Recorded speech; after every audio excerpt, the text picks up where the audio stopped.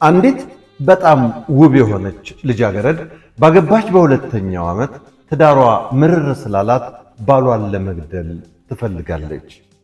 ይህች ቆንጆ ልጅ አንድ ቀን ጠዋት ወደ እናቷ ቤት ብርር ብላ በመሄድ እማዬ የባሌ ነገር አድክሞኛል፣ የሚያደርጋቸው የማይረቡ ነገሮች ሰልችተውኛል፣ ለኔ አያስብልኝም፣ ዞር ብሎ አያየኝም፣ እኔ እንጃ ከሌላ ሴት ጋር የጀመረው ነገር አለ መሰለኝ፣ እርሱን ገድዬ መገላገል ፈልጋለሁ፣ በሌላ በኩል ሕግ ያስረኛል ብዬ ፈራለሁ፣ እባክሽ እርጅኝ አለቻት።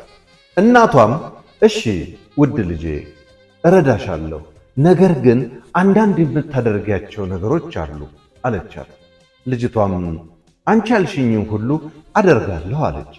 እናትየውም ባልሽ ሞቶ ሬሳው ከቤትሽ እስከሚወጣ ድረስ ከዛሬ ጀምሮ የምታደርጊውን 6 ነገሮች በጥንቃቄ ፈጽሚው አለቻት።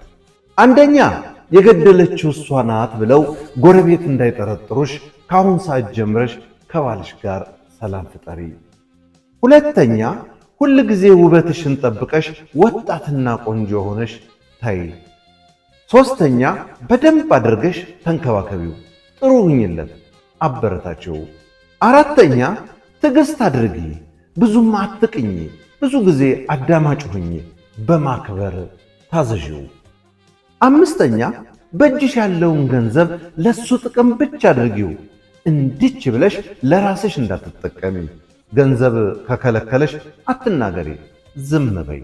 ስድስተኛውና የመጨረሻው ማንም ገድለዋለሽ ብሎ እንዳይጠረጥርሽ የጭቅጭቅና የጩኸት ድምፅ አታሰሚ። ሰላምና ፍቅር ብቻ ካፍሽ ይውጣ፣ እስከምትገላገዩ ድረስ ብቻ ነው። እናትየዋ በድጋሚ ሳታዛነፊ ያልኩሽን ታደርጊያለሽ አለቻት።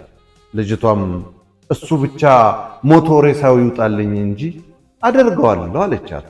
እናትየው የሆነ ብልቃጥ እየሰጠቻት ይህንን መርዝ ያዥው፣ ቀስ እያለ ውስጡን አመንምኖ እንዲገድለው በየቀኑ ምግብ ውስጥ ጠብ እያደረግሽ ስጪው አለቻት።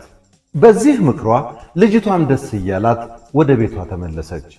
ከአንድ ወር በኋላ ልጅቷ ወደ እናቷ ቤት ተመልሳ መጣችና እንዲህ አለቻት። ወይ ጉድ!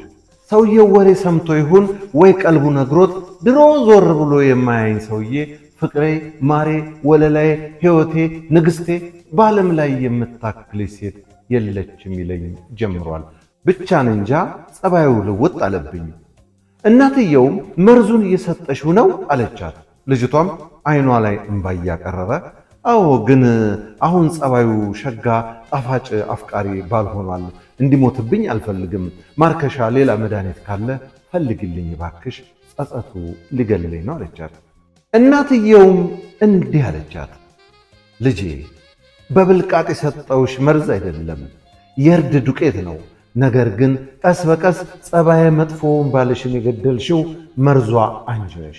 ማለቴ እሱን ማፍቀር፣ መታዘዝ፣ መንከባከብ፣ መታገስ፣ ማክበርና ውብ ሆነሽ ስትገኚ ባልሽን መለወጥ ችለሻል።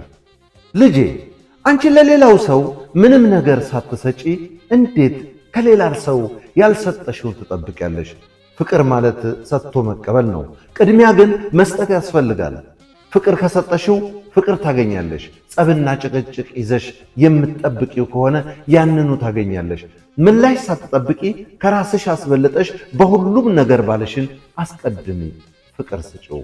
በዲያቆን ሄኖክ ኃይሌ እንደተዘጋጀው፣ በለጠ ሸቴ ዘሀገረ ኢትዮጵያ እንዳቀረበው